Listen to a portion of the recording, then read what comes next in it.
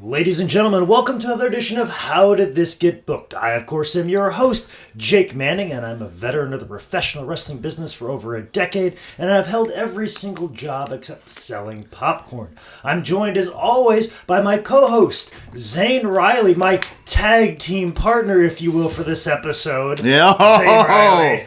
A lot of tag team wordplay today, I'm sure. I'm going to hot tag in right there and say, hello, Jake. How are you? Good. It'll be just you and me today because we are discussing pro wrestlers and pop culture mainstream media. Yep, yes, we are talking about that. Definitely, we have a lot of housekeeping items we got to take care of today, so this is going to be kind of a fun, laid-back episode, hopefully. Not too much to talk about because it's not like a full movie. They called it a TV movie, but it was really... We'll get into it. It's one of those things where, we'll see a 2-hour movie... And we're always just like, if they'd have done that in an hour and a half instead, they could have gotten just as much into it. Well, they did that, and they did it properly. Exactly. I would totally agree. This could have been a 90-minute TV movie or 2-hour TV movie, and it could have blew chunks. So bad. Where they're like, no, let's just chop this up into a really solid hour TV episode of a TV show that only happened once. Or it could have been worse, and they could have made an entire series out of this, and we would have come back and said, man, they could have done all that in an hour. Oh, hold your tongues, sir. In pre-discussion of this episode, I had a feeling that you weren't as happy to talk about what we were talking today, and I'm extremely happy to be talking what we're talking about. I loved it. I loved it. I'm gonna fucking say it. Let's jump right into it right away. We don't have to, have a guest that we have to introduce. It's just you and me today, and the topic we are discussing today is the 1991 ABC TV pilot Tag Team, starring Roddy Piper and Jesse the Body Ventura. So, Zane, what were your initial thoughts? My favorite part of the whole thing was the very 2-second end clip of a commercial that we get for Twin Peaks. Yeah, I was going to make mention of Twin Peaks. How excited for that. Yeah, it started off great. And it did not go down from there. Absolutely not, especially when we jump into Roddy Piper putting Jesse Ventura in an abdominal stretch to pop his back. What the fuck? Most angered moment of this entire movie or show or whatever. Because if that was the case, I wouldn't spend so much money in a chiropractor every month. Yeah, just say, hey, Jake, stretch me up, bro. Yeah. And be good. Well, maybe Roddy Piper's the only one that really knows how to do that. Maybe. Yeah. Well, unfortunately, the chiropractic services by him are no longer usable. Yeah, what's Jesse Ventura now doing to pop his back since Roddy Piper's gone? Well, he's definitely not moving pianos. That's for sure. But before we get to that, I love how, as typical, portrayals of professional wrestling, I always say they get the locker rooms wrong. They think these big, massive locker rooms all the time. Mm-hmm. With actual lockers. Yeah. No, well, maybe this crowd, because apparently there's 25,000 paid. Holy crap! Paid for the show, apparently. So, yeah, they probably have good lockers today. But they just have, random shitty kids walking in the back. If they have 25,000 people in attendance, you'd think they'd hire a security guard that would stop that little shit from running to the back. And just shitting all over their gimmicks all of a sudden. That's something that would happen at a George South show, and has happened. No, I'm sure. Happened this weekend. I was about to say, did it just happen? It sure did happen this weekend. People were just going willy-nilly through all kinds of locker rooms this weekend. Yeah. So, and then of course, I forget the name of the owner of this company that Roddy Piper and Jesse Ventura are working for. I don't know either. I just know that... who's the Vince McMahon of this? I can't remember. I know just his wife's a big cunt. And, well, I mean, you could kind of see her. Right away. Huzzah! Because it's Shin and Tweed, so there's plenty of softcore porn that's going to show you just about everything. The first lady I ever jerked off to, Jake Manning. Okay. Yeah, we're going to get it out there. Almost did a spit take. I know. We had to buy a new board for this. And true talk show fashion, because I had my coffee cup. We delayed this episode because I've been a little bit sick this week, so if you hear a little bit of lagging in my voice, that's kind of why. And that's why we're in a rush to do this, because we were trying to get this up as quickly as possible, so we're doing this in a timely fashion. But anyways, Shane and Tweed. Letting know the star power of this movie, if you ask me. Let me tell you, there's a lot of stars in this thing, and I'll point them out as we go along. As we get there, because there's a lot of probably you may not know. Because Oh. through IMDb, there's some very interesting people in some very interesting parts, and we'll get to all of those points when we get there. Fantastic. But Shannon Tweed, Gene Simmons' wife, whatever she is, You know. to Gene Simmons, She was in a reality show with him. That was same thing. basically says they got to take a dive against the Samurai Brothers, which is actually the Orient Express, Yes, it is. which I think, aren't they with the WWF at this time? So I was trying to figure out like what type of affiliation would there be, a loose affiliation, because I think Ventura is still not cool with Vince McMahon at this time, but Roddy kind of is. So it was a favor to Roddy for this. Like, we Yeah. need...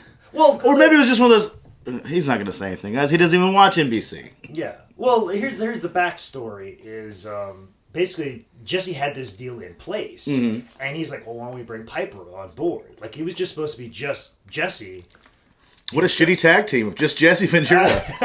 And the second Jesse They Ventura. were going to parent trap it. The sequel would have been a Freaky Friday starring Jesse Ventura. Yeah, exactly. They would have parent trapped the whole thing. They switched Of course. But Jesse's like, I want you to come along and do this, and he had the deal already in place. Yeah. Brought Roddy on board. I think Roddy's doing commentary at this time at WWF. I think this is just a little bit before he comes back and does his Intercontinental run, which led to Brett and the WrestleMania match. So Only man to ever pin Roddy Piper, if you read the book right. yeah, and even if you read it wrong, Yeah, it still says it. It sure does. Still says it. Regardless of whose book you read.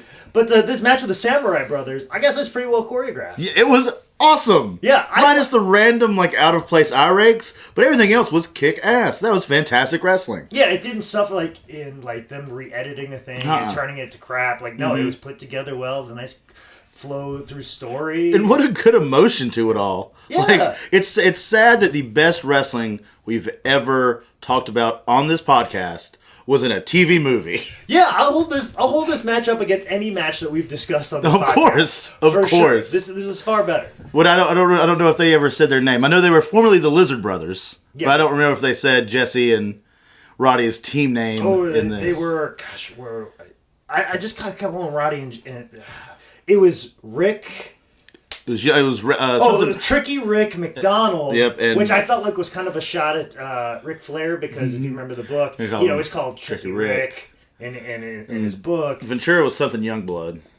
Yeah, I can't believe I don't have that in my notes. It was something Youngblood, but I think he was Because still. they had those rad ass jackets with them on. The names on the... No, it wasn't. It wasn't the jackets. It was when we get to it a little bit. Their sweatshirts during training. Yeah, It said their last names across their shirts. That's why I remember it. But I don't remember his first name. I think I want to say it was Mark or something. Yeah, It could've been we'll go Mark. with that. Yeah, but it doesn't matter. He's Jesse the Body Ventura. Yeah, he's Okay? Jesse. It's Jesse and I think Rowdy, he guys. was like Mark the Body Youngblood anyway. Yeah, so, it was definitely the body. Yeah. It was definitely the body. Yeah, So Body Youngblood and Tricky Rick. Tricky Rick. Tricky just Rick. doing it up. Rick McDonald. Not wanting to be lizards anymore because of the scales. Yeah, they just trying to get over. They're Yeah. struggling. Yeah. You know, but Shannon Tweed says no. Yeah. You're going down. And they don't want to go down. They don't want to go down. Especially on Shannon Tweed. I mean, Yeah. it might be all right at this time. Yeah. She hasn't done a whole lot yet. She hasn't met Eric Roberts. Not to say that was the sexual partner she had when I first jerked off to her. But, it was Eric Roberts. Well, it's better than the guy from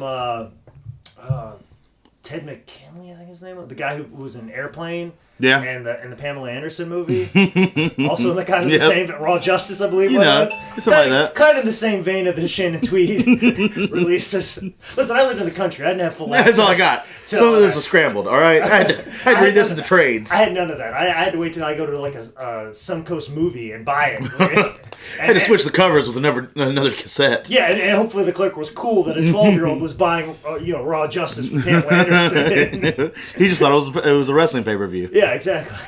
I saw Raw Justice. Bulldog was there. Exactly.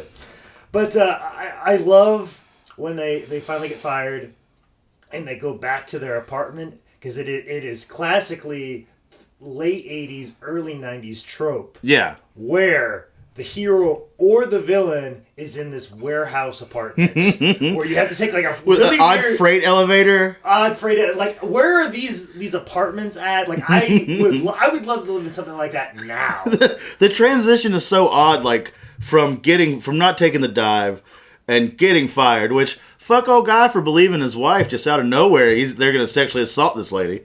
Like, is that a shot at Linda McMahon? I get Is she asked people to do the dive or saying that she's going to have to... They're going to say that she's been pleasuring them? Allegedly, Stephanie has. Hey. Allegedly. Where's the match? Allegedly. Allegedly. We're going to get sued? Well, that's our law section of this. Yeah, exactly. That's the housekeeping part of it. But It's a legal disclaimer. Guys, don't sue us. We have no clue. We have nothing to give you. That's why you can't sue us. We haven't talked to Meltzer, who I believe is the young child at the beginning of this with all the fucking inside information. Old Dave Meltzer there. Okay. That's not really. No, I was going to say it was a joke. He might have been. He might be 30. I think this guy is playing this guy. This kid is definitely going to tell all the sheets about the Lizard Brothers changing it up. Well, maybe the little kid's Rob Naylor. I don't know. He lives in Atlanta now. That's a real. I guess I'll talk to you about after the podcast, Jake Manning. Had a good night after everybody left at old FSCW. Okay. But it was like a real quick transition from getting fired to going here, and I automatically thought like months had passed, and they had just ran out of money, and now they're living in an abandoned warehouse. Like maybe this is just kind of the progression real fast. No, this is where they just live. That's them living high on the with hog. all of their tons of money they've been making from whatever random CWA. Whatever their wrestling federation was called, they got fired from. Yeah, it's like, are they like squatting there? Like, that's I've never understood when I see that trope when it's like a really badass, large like warehouse apartment or something above like a machine. Like that's a cool place to live. Yeah, like Dalton from Roadhouse. I would love that. Please. I've been looking for a place like that forever. Like, and they just these guys. Well, first off, you're not drawing 25,000 people a show there, Jake Manning. Well, that's what proud of. Maybe if you did that, you'd find real cool loft apartments. Maybe so. Yep. That's what we're missing out on. But we get some dialogue and interaction with Ventura and Piper at this point. And I have in my notes, is Roddy Piper a good actor? Question mark?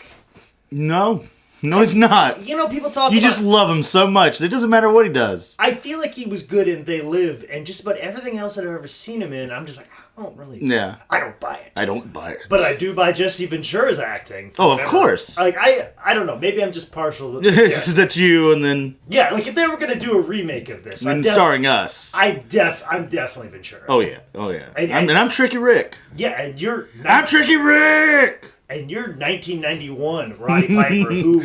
Wait, suck it, old man. God damn. Like, 1991 Roddy Piper, like, I'd give it up. Yeah. Now, it would take some seduction from Roddy Piper, but I would give it up to him in a heartbeat. I mean, he's no Steamboat, but, I mean, It's close. It's real close. Like, it's a top 5 thing, for especially sure. when he's, like, they're thwarting robberies. So, I mean... Yeah, I get it. I would. With that feathery, like, 80s man. mullet hair that doesn't... It's a mullet, but does it's not gorgeous. quit. Oh. Luxurious, free-flowing. Kind of showing off some abs a little bit, too. But not too much abs. We're like, look at this fucking body jack off over here. Yeah. But just enough. Which, I feel their home was more of a gym than it was anything else, because that seems to be what they're always doing while at home. Yeah, is working out. Yes. Because, we're just big wrestler guys. That's all we got, because this is what we're going to do forever.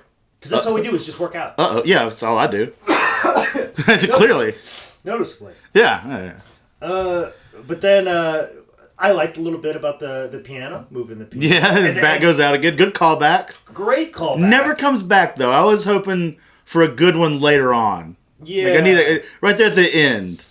But, it never happened. But it's okay. It's okay. Well, that might have been something they did in, episode 2. Like, the back thing. And, they could have some more fun with that. But this piano made of what I can only assume is leftover parts from some sort of tank, because it takes an entire wall out, like brick and all. That or there's just really shitty construction going on.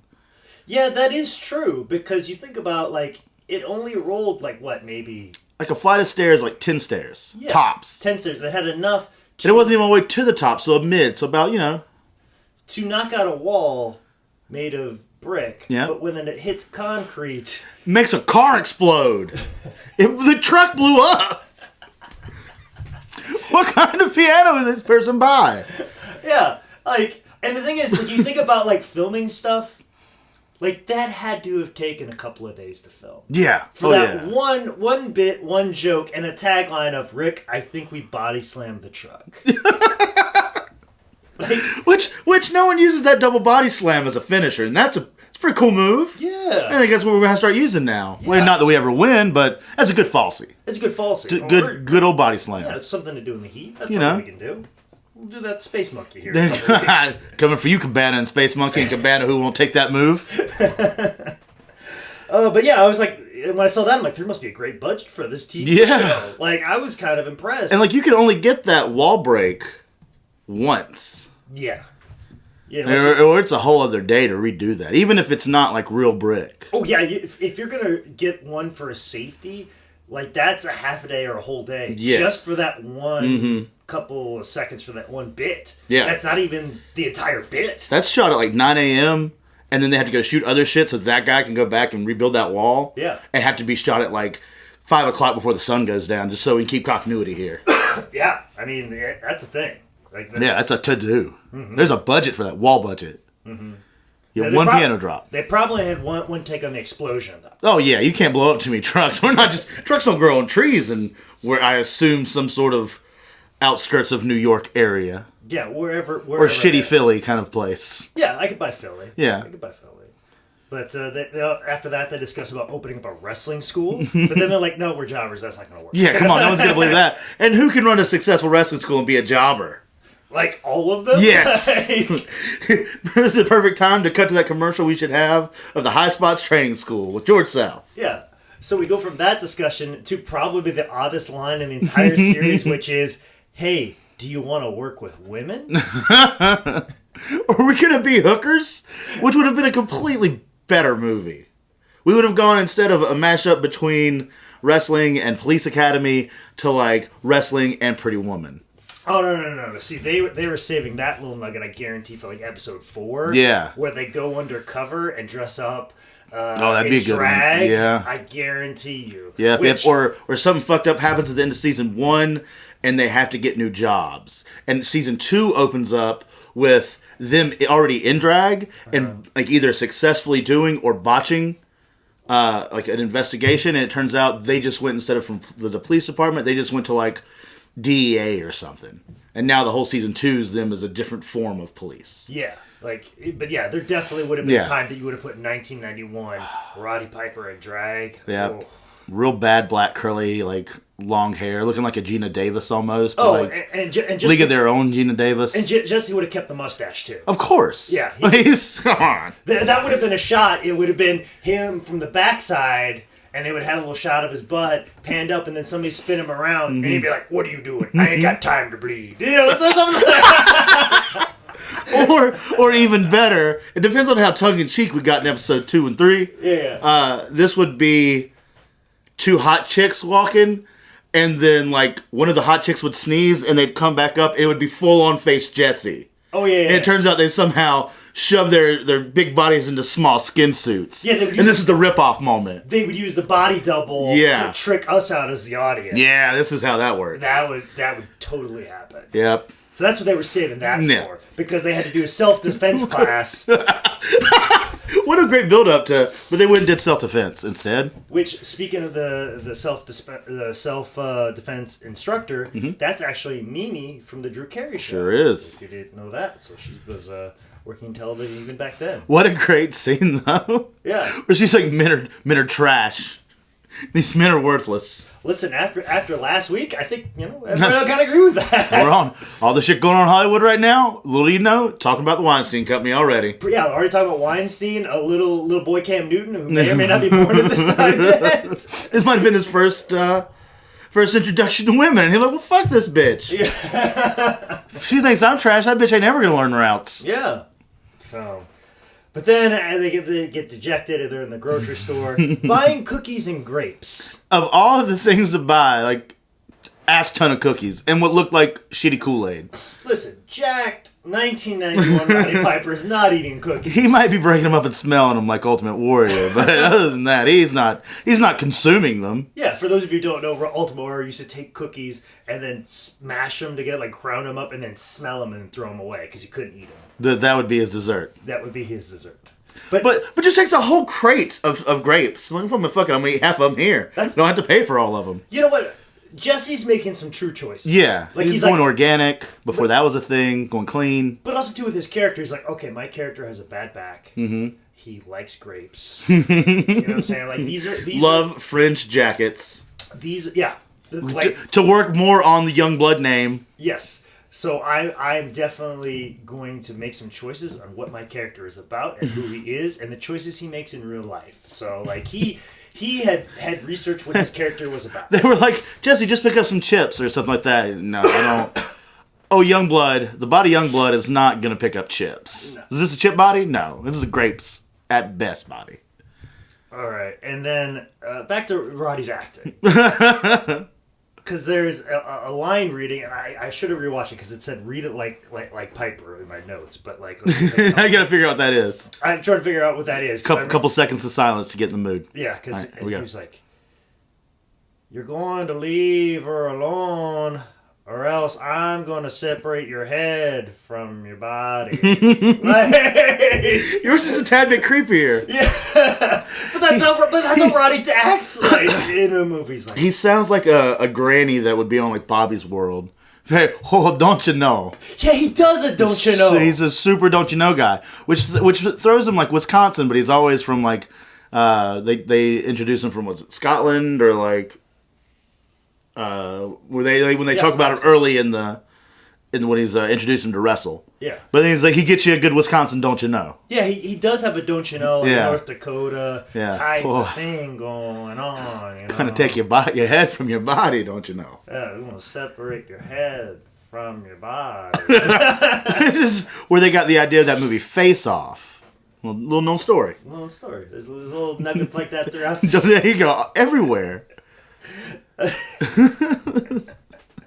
And then there's another line from Ventura in this grocery store fight scene, which is put together very well. Very well. Stunts, and that's another thing too that I found out in research is like Ventura and Piper, they basically kind of help choreograph most of these stunts. And I think the action of this is really good because you get to see the actors performing. There's not a lot of cutaway to a guy wearing a toupee. Yeah. And they're big physical guys, so that's going on. But there's a line where Ventura goes, "I don't like guns. Remember the high flyers?" A whole lot of creepy. Like here in a moment, they do another line with the whole the dumpster scene. But this is like, okay, guys, could you reel it in a little bit? Yeah, because every time there's a situation where it's like we're gonna do a double team move, they like reference a tag team. Yeah. You know, it's like that we didn't get. Now, if we had like an early montage instead of just the one match, a montage of matches where we got those high points. Well. Maybe he's talking about the high flyers from AWA, Greg Gagne and Jim Gonzalez. So there you go.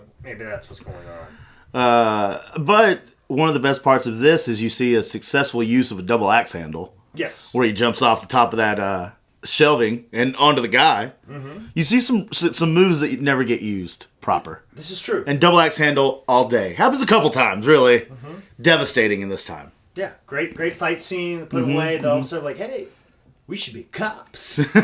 Well, like, it's weird of, like...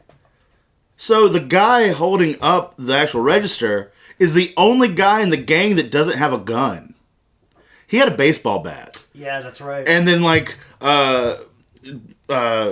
one Asian-looking dude had a shotgun, and the random dudes outside with a car had shotguns. Like, why didn't this guy? Is he new? Or is he just like, oh, man, I got a moral thing. I'm kind of a liberal. I don't really dig guns. I'll just take the baseball bat to rob this lady. I don't like guns. I don't like guns. Which, again, did not come back till, like, at all. Like, I was hoping, like, when they go through training, like, he's a dead shot. Which is not the case for actually Jesse Ventura. He likes guns. Yes. He has a permit to carry one and carries one. And I believe that's part of the reason he sued against the TSA because he had a gun in his bag. And he's like, you don't have the right to search my bag. Hold on a minute, man. Now, I bet if he didn't have that gun, he wouldn't care. Like, okay, fuck it, whatever. Yeah. So all that's in there is back popping stuff. Yeah, and from that he refused to stand at attention for the national anthem. Said he'd put his fist up like John Carlos and Tommy Smith. And probably the same message would have gotten across. Yes, because that he hates veterans, even though he is one himself. Yep. But yeah, then we get into, for those of you who watch this on YouTube and the clip that we posted on howdidthisgetbooked.com, it's a YouTube clip. Somebody found this as a tape and it has commercials on it. Yes, so it does. Don't want to spend too much time on it, but we should make mention that you see a Sweet McRib McDonald's commercial. Mm-hmm. Basically, the Vicks Vapor Rub formula, which is basically about Vicks Formula 41, which is a teacher of a U.S. citizenship class. Maybe question mark? Which I think that's what it is. Which I feel like that commercial would not get run today because they'd be like, no, fuck it, stay at home. Like, ship them back. Yeah, no dreamers here, guys. No dreamers. No dreamers. We're taking the DACA away in 2017. You kids aren't going to be here much longer. We had dreamers back in 1991, apparently, in the middle of the Bush administration. Right there, right slap dab in the middle. Yeah, I think it was Bush. Might have been Reagan. Oh well, regardless. Anyways, we come back to Police Academy with Lieutenant Carol Stecker, I believe, which she also played another lieutenant. Lieutenant Slavic, I believe, from Star Trek 3 and 4. So if you remember her, like deep cuts. You gotta picture her with the Vulcan ears. Well, I did that already, but now I'm just glad to know that it's been affirmed. She was also a recurring character on MacGyver, which was also an ABC action show. So I'll let you know about that. And then Ray Tyler is Phil Lewis, who you might recognize from The Sweet Life with Zach and Cody, that kid show. That comes out quite some time later. I hope he found some work in between, which I think he did. No, just 1 and 2. Yeah, just Jesse Ventura and Roddy Piper, then Zach and Cody. Yep, that's all I got. Those are my 2 tag teams. What a hell of a manager this guy is. Yeah, doing a great job. Obstacle. There's something with the parking garage with the girl and the dog. We get her. Really just set up the whole story. Yeah, set up like the crime that will get paid off later when they actually become cops. Which is, spoiler alert. Yeah, which we got some time. They got to get to the academy. Yeah, but like it takes some time to go through an academy. It's like in real life. Yeah. You mean it doesn't take about 15 to 10 minutes? But at the same time too, she is a witness, and the trial would take some time. Yeah. So like we're talking. This hour. Goes over like months. Yeah. So it goes back to could be about a year. Like it could be. This could be a 2-hour movie that they had some time in between. It's like, fuck it. We don't need it. They had probably some more Police Academy hijinks going on. Bobcat Goldthwait probably showed up for like a crossover cameo. Yeah. Like you have to have like a couple training episodes and the conclusion of this. They might have had a whole season laid out just by this. So who knows? But obstacle course. I think I kind of missed something here. Like I was doing other stuff at the same time. They pick up old dude and throw him in the water. Was he cheating at some point? Because like, why did they start to fuck with him all of a sudden? The Phil guy. Yeah, the black dude. Yeah, he was messing with him. Okay, I knew they were kind of dicking around. And he had to get the 50 push-ups because he was talking shit. Yeah. Well, I remember if something happened. He pulled the rope on them. Okay. As a wall.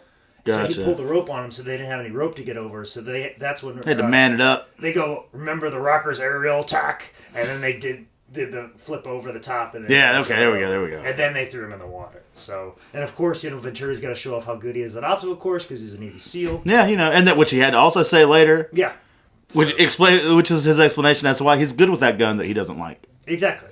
So then we had a lineup of the suspects. And then we get to, them studying. Of course, Ventura's doing curls because he's got this, but Roddy's like, I'm kind of dumb, Which kind of goes back to us. Yeah, I'm the pretty one here. Like, I'm kind of dumb. And then, he had to go back to let him know, like, hey, you can understand wrestling knowledge, so criminal justice is just the same thing. Yeah, it's easy. Come on, look, let me show you how it's done. Hulk, Andre. Penal codes, you get it. Yeah.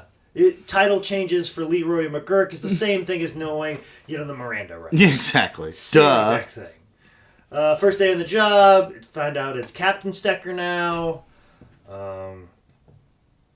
Riker calls in a hit, who is our main bad guy. Another commercial break. Then Jesse and Roddy are already on a stakeout. Already, day one shit. We just we went from Police Academy to a stakeout. Yeah. And I just recapped everything in 30 seconds. We went from the movie Police Academy straight into 48 hours. Just ready to go. Or the movie Stakeout. Or I guess we can be more literal about it. Yeah, whatever. Police Academy to Stakeout. Yep. And me explaining all that took longer than what it took for them to explain on the TV show. For them to graduate. Yeah. Just straight up get a costume. Yeah, and get a job. Yep. Immediately. Quick, right out. Well, back then, First George wasn't fucking up too much, and the employment rate was still kind of up there. We're throwing money around like we're gonna have it forever, and Reaganomics is working out. We're not gonna lose it one day in about 2013, 2014, and everything's gonna go on down spiral and fuck all the future generations. Like that's not ever gonna happen. No, dear God, no. Like let's mobilize a police force. Police are good people. A high enrollment rate. Yep. Anybody can do it. Look at these wrestlers. Exactly. So, anyways, they are now cops. They're on a stakeout. And this lady who they are protecting, who is a witness to a crime, she is a professional dog walker. And she lives in a house like that.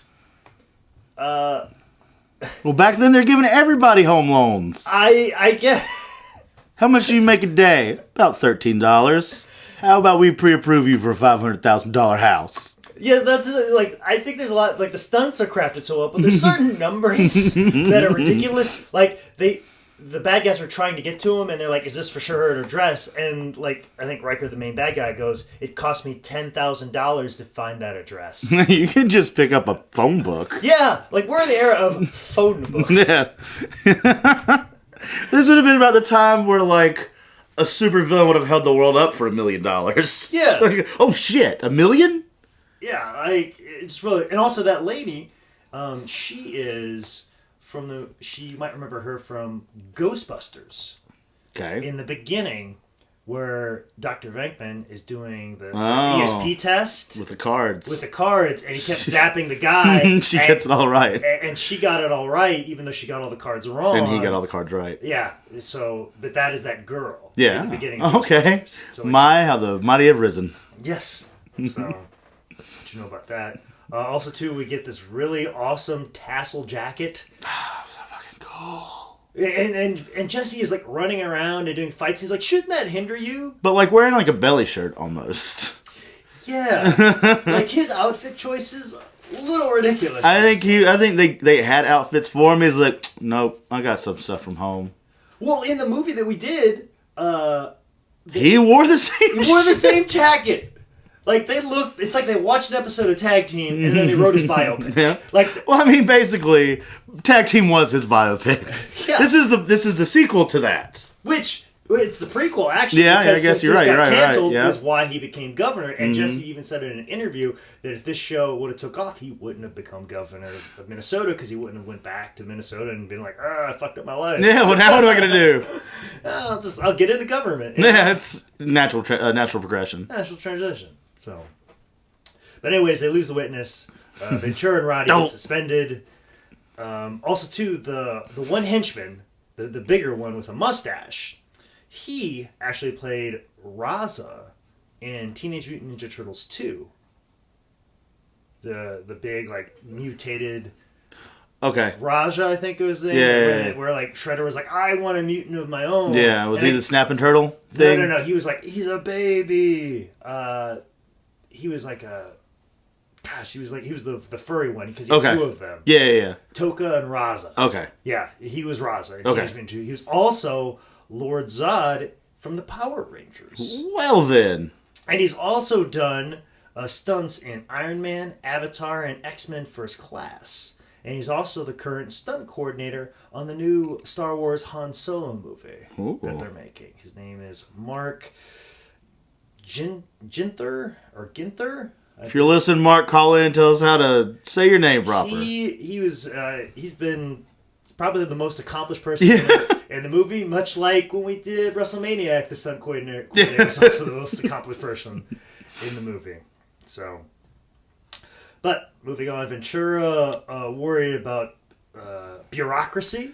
Of course. Of course he is. Once again, making strong character choices. I got a bad back. Yeah. I like grapes. Fringe coats. I don't like guns. And I hate bureaucracy. Yep, can't have any of that. Those are character choices that he has made, and he's going forth with it. And then finally, like, this lady talked about being in an animal shelter, so we'll just go find her an animal. Yeah, it makes sense. Totally forgot about that part. It was just such a minor detail. That, I mean, they found her like a lost puppy. Yeah, like, which is ironic enough to that's where you found it. Yeah, exactly. I found this lost puppy where lost puppies go.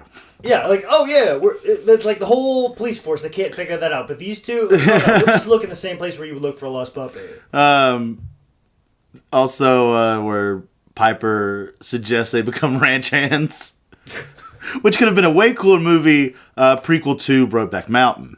Well, it could be they could have done different seasons, like tag team. They could have been ranch hands. Like they could have done an entire series of them being police officers. Yeah, and then season 2 they'd be like ranch hands, and yeah. then season 3 it would be different jobs. Yeah, different. Or they send them to these places. We need you to go investigate this dirty ranch. Oh, real good callback from season 1 to season 4, where they're ranch hands the whole season. Yeah, but still undercover cops. Exactly. That was something they would do now. Season 1 would be a different type of occupation, and they would just run it out through an entire season. That's probably what they do. But I do know that they, according to Ventura, they actually hired writers from Magnum PI for this show. So they had high hopes for this show, but we'll get into why it didn't work out that way. Anyways, we get to a chase at the courthouse, and then they get on top of the courthouse and they jump off of it. But think what we've set up through this entire show. Okay, we're in the last 10 minutes, and we have set up every time that these two do something together. They go, "Hey, do you remember the High Flyers?" Yeah. Hey, do you remember the Rockers aerial attack? Yeah. When they jump off the building, they don't go, "Hey, do you remember Midnight Express?" This would be the time. The Rockers aerial attack would have been right here. This would have been when you said, "Hey, do you remember the High Flyers?" And then you jump off the courthouse. or he throws it to those guys like, "Hey boys, you boys remember the High Flyers?" But let's go over some of the stuff in this fight sequence, which is ridiculous. Stuff you're not going to see in any other fight sequence other than with a wrestler. Which is funny because when they're always, like, when you're talking about psychology to wrestling, like, would you really do that in a fight? And like, so you try to legitimize certain ideas, like, well, if you're actually fighting, would you do this or would you do that? Why wouldn't you do this? Then we see a real fight in which they do all these things from wrestling. Or there just happens to be a rope that's tight enough for this to... tight enough to bounce back like a garden hose tied around 2 trees. Yeah, you know. Or you could whip somebody off into the rope and give them a backdrop. Drop toe hold, salt to the eyes. A monkey flip is used. Yes, out of a lockup, though. Like, real good. And a tag into a real fight, into a double arm wringer, into a backdrop. They make a real hot tag during a real life and death fight situation. A real hot tag. If I'm ever getting the shit beat out of me, Jake, and you wait to tag me before you help me out, we are not friends anymore. We are not a tag team We anymore. are done. We are This is over. Owen's going on his own. How dare you? The same idea of, if your buddy's going to save you from getting the shit beat out of you, is he going to wait for his entrance music to play? Yeah. Better not. No? Better not. Come help me out. I'm getting choked to death with a shovel. Which, one time I saw Roddy Piper do an interview segment at an indie show for Big Time Wrestling in 2009. And Roddy Piper was doing an interview segment. The big heel of the company came in, was cutting a promo on Piper, and then he had his cronies kind of circle Piper. And he was kind of like, "Hey, I kind of need some help, or I'm going to have to fight 3 guys on my own." And Spike Dudley and Just Incredible were supposed to come down and make the save. And so Piper's got the microphone, like, and then it was taking forever because they played Just Incredible's music. The heels didn't back down. And Just Incredible's just taking his time, slapping hands, looking cool, giving his pose in the entranceway. And Piper's like, "Hey, guys. Hey, guys. I need help. Hey, guys." And they're just taking their sweet What the fuck, Spike? But yet, Roddy Piper, real fight, tag in. So I got you, buddy. I got you, Jesse. But they finally get the witness to the court on time. They got the witness there. There's another commercial break for Extreme McDonald's. Yeah. Whatever. And the proper kind of oatmeal from that guy from Law and Order. Yeah. And then we cut to the fancy loft apartment, and Rita gives them a dog. Yeah, know. They named Body Slam. Of course. Why wouldn't they? The one callback. Which totally read that as like, oh, she's going to fuck one of these guys. Nope. Brought your puppy. Brought your puppy. This is wholesome. This is ABC. This is a company owned by Disney, okay? Yeah. It says Sex in the Clouds, Aladdin. Whatever. Oh. Well, I mean, Kirk Cameron thought Growing Pains was a little too blue. Well, Sarate.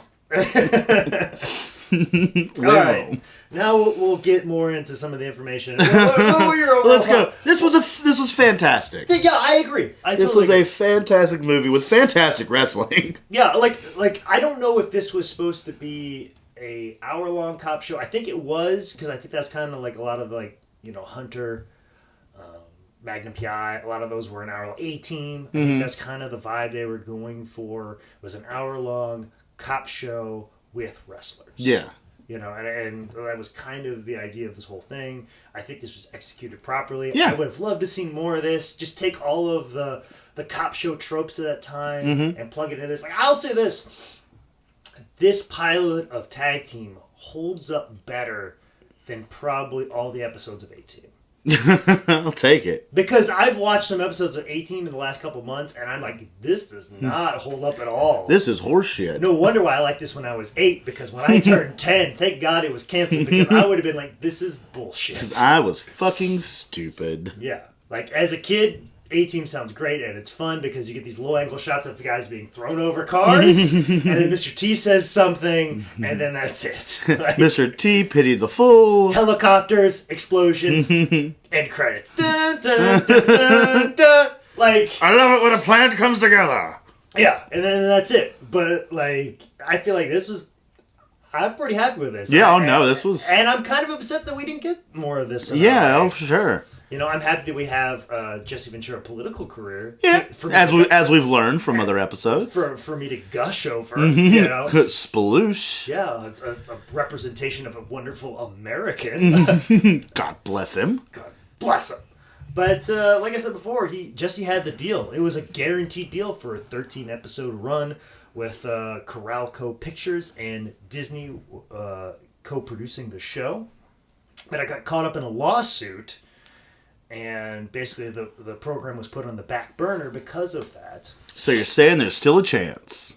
Well, I mean, it was a not anymore. Yeah, as we aforementioned.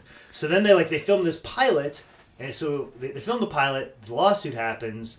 Everything's put on the back burner, and then there's like, well, we got this pilot. We can't do anything with it. Let's just burn it off on like a Saturday night in 1991. Yeah, which was like a dead zone. Like they just burned. Well, the Super Bowl is coming on next.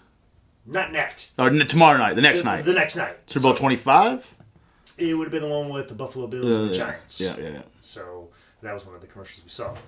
But, yeah, they just burned it off. And I did some more research on what lawsuit was going on and what happened. I want to give you a little information about Coralco. Coralco Pictures. A little background information. They were started by two gentlemen. I believe I have their names here somewhere. Mario Cassar and Andrew. It looks like vagina. I feel like it's vagina. Let's go with Andrew Vagina. Andrew Vagina. Mario and Andrew. It was founded by them, and they're actually kind of like a hot producers and owners of a production company, and so much in fact that they bought the rights to like Rambo, Terminator 2, Basic Instinct. Because they were going to make so many references in this show, it was going to be badass. But that was the thing. Like they were the hot up and comers in the movie industry, and they actually bought the production facility in Wilmington, North Carolina, which is now Screen Gems. So they owned that for a while. But like they had rights to the first three Rambos, Terminator 2, Basic Instinct. But then Cutthroat Island happened. Showgirls happened. Whoa, hold on. We're not going to talk negative about Showgirls, are we? I'm sorry I even put it in the same league as Cutthroat Island. But then, Vagina decided to split off. fucking Vagina splitting, man. These vaginas ain't loyal. In 1989, he sold his shares. And then in November of 1989, he formed Synergy Pictures with Disney. Which obviously was associated with ABC. So I had the end. So I feel like that's where the lawsuit came in, because Coralco, which was with Andrew and Mario, had a deal with Disney and ABC to produce stuff. But then Andrew splits off, starts his own company, and has his own deal with Disney. I'm sure Mario's like, hey, you can't do that. You can't double deal? Yeah, well, yeah, it's kind of like you can't split off and then cut me out of a deal that we had. I'm sure it had something legality to do, and that's why we don't have tag team. You can't cut me out of vagina. Yeah. Like, I feel like that's what birthed. From vagina? Yeah. From vagina? Yeah. From vagina's thing birthed this controversy, and that's why we want to have box sets of tag team and tag team man. seasons of tag team on Netflix. And then basically because two powerful guys 9 seasons in a movie. two powerful guys, like, one wanted to be known as wanted to cut the other one out of a big production deal. Which Synergy Pictures, they also produced some great movies and then also some bombs eventually as well. Also, too, interesting note about Coralco, when I looked up on the Wikipedia page, Coralco, on their board of directors, was a man named Jose Menendez, who was father to Eric and Lyle Menendez. In case you guys don't know how that turned out. Case, Not too good. That's a different episode of something else completely different. Absolutely. It's an episode of Sword and Scale. But then, like I said, Roddy Piper went on to do commentary with WWF, and then did his WrestleMania 7 match with Bret Hart. And of course, this is just coming off his WrestleMania 6 match with Bad News Brown. Like, that would have been the last time that television viewers probably would have saw him, was half of a black man. Half of a black man. And now he's half of a tag team. Hey! Oh, man. But Jesse even went on to say that this TV show was from the mind of a 6-year-old boy who came up with an idea like, hey, I like cop shows. Hey, I like pro wrestling. Daddy, can I have a wrestling cop show? And that's basically how this happened. All right, little shit. Hey, Daddy, can I be in the opening scene when I tell them they suck, not being lizards anymore? All right, shut the fuck up. And then call Uncle Vagina. Let's tell him to start making movies. Piper even talked about how this show, they did a lot of their own stunts, and the Hollywood people weren't used to, like, people going, oh, you guys gonna do all this? So they felt bad for them, so they bought them massages after days of filming. Like, oh, since you did all this, we're gonna give you a massage. Since you beat up your bodies for us, we're gonna take care of your bodies. So, like, this is great. That's what Piper's like, this stark difference between pro wrestling and movie acting. Vince never bought me one goddamn massage. Also, too, the director of this episode was Paul Krashke. He also, I mispronounced that name. I have horrible handwriting. Paul Vagina, who also directed episodes of Moonlighting, Equalizer, Heart to Heart, Simon & Simon. So he was the perfect man to produce the pilot, to direct the pilot, because he knew about buddy cop dynamics. So, yeah, and also the writer of this episode also wrote some episodes of Star Trek Next Generation, Falcon's Crest, BJ and the Bear, and then later on, Baywatch Nights. Yes! So he knew about crime. A very well-to-do cast. Yeah, you know what, like I said, this is a who's who of some things, like some little characters within there, like somebody from Ghostbusters, somebody from the Drew Carey Show, Lord Zod. Yeah, come on. You know, future governor. Like, this thing could have fired on all cylinders, and I think the world is the lesser, but if you tell me, you know, we wouldn't get a Jesse Ventura governor run, let it slide. It's a push. It's a push, for sure. For sure. Anything else we have to say about this before we do some housekeeping? No, man, go watch this shit. Yeah. It's on YouTube. The link's on our website for right now. I'll leave it up for probably a day or two. But if you just search in Tag Team TV Pilot, Roddy Piper, Jesse Ventura, it's going to be like the first thing that pops up on YouTube. It's fantastic. It's like an hour. It's just awesome. Just go watch it. It's fun. Keep an eye out for when me and Jake remake it. Yeah. And also put it up. Oh, we'll do that for sure. Just like when It's Always Sunny redid Lethal Weapon. Yeah, exactly. Same thing. But before we get anywhere, we have to talk about one of the things I've laid out the gauntlet. Yes, you've thrown it down. I've thrown it down about reviews. I'm very serious about reviews, guys. Please, we need all the help you possibly can. Please subscribe on iTunes and Stitcher and Google Play and YouTube and SoundCloud and all the formats where you get your podcasts. I believe they're out and about and everywhere. But please leave reviews, especially on iTunes. And like I said before, if you leave a review on iTunes or even Stitcher, I check in on Stitcher as well. If you leave a review on iTunes especially, I will announce your name on the podcast until somebody else posts another one. And in that interim of me... Do you have a fucking list over there? I have a list of people. What is this horse shit? And even though, like, you know, instead of taking the most recent one and ignoring the two previous... No, we gotta get them all in. I'm gonna get them all in for at least today.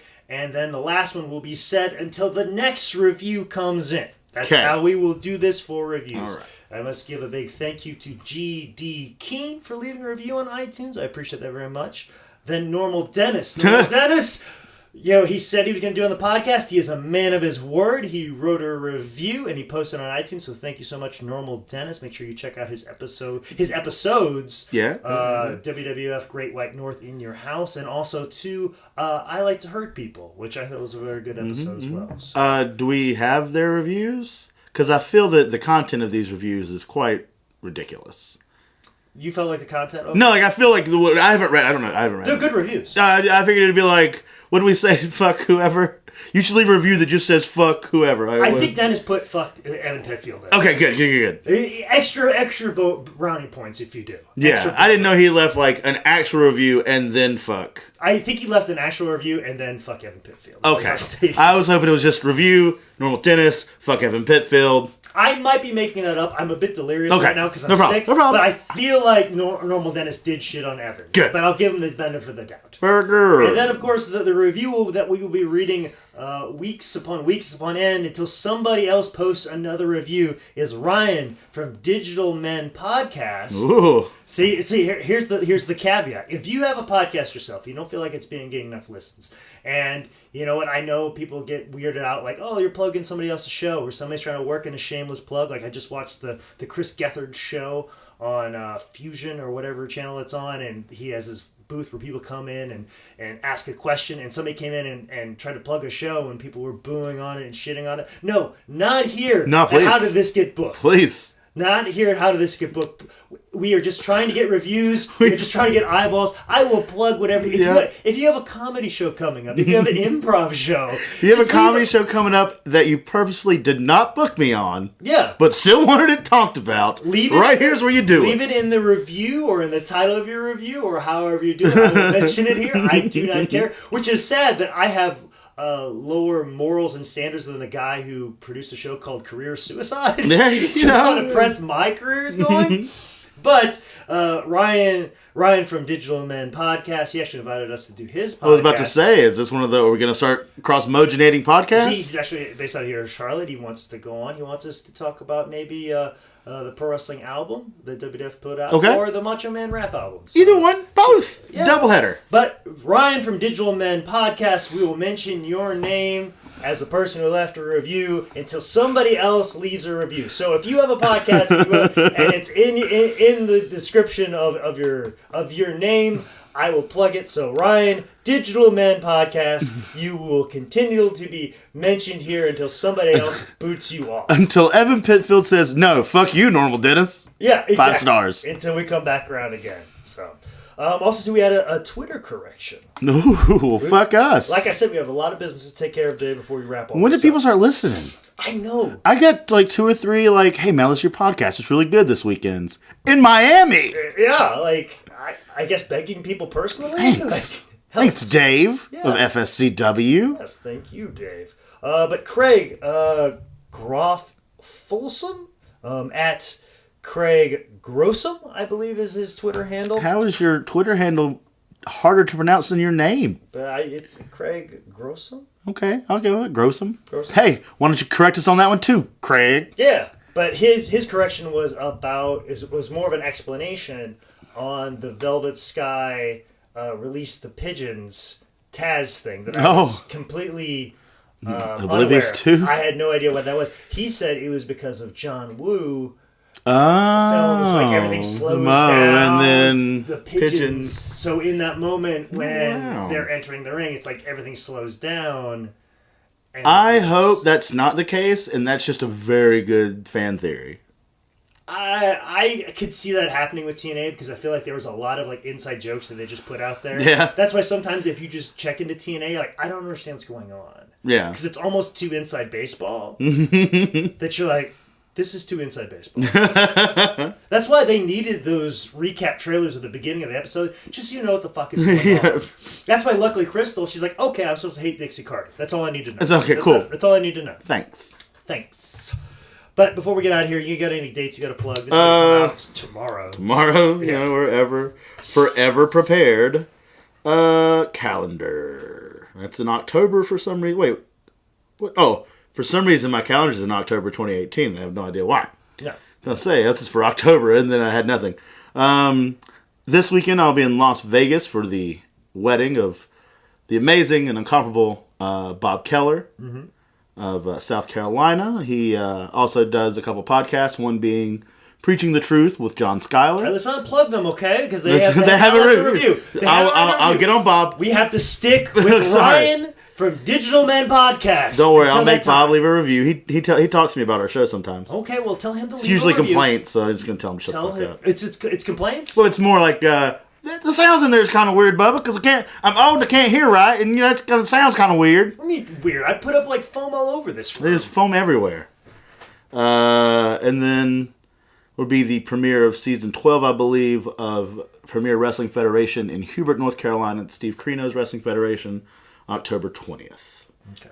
And then 21st, I will be watching the Harry Potter themed orchestra show in Charlotte. I like how you just like reference like places you're going to be. You're like, I will be at this bar. Well, on usually I have shows to say. But I'm going to slide into this food truck. That only shows up I'm going to drop in the Thursday. DMs of this Harry Potter orchestra thing. They're going to show the movie, and an orchestra's going to play along with it.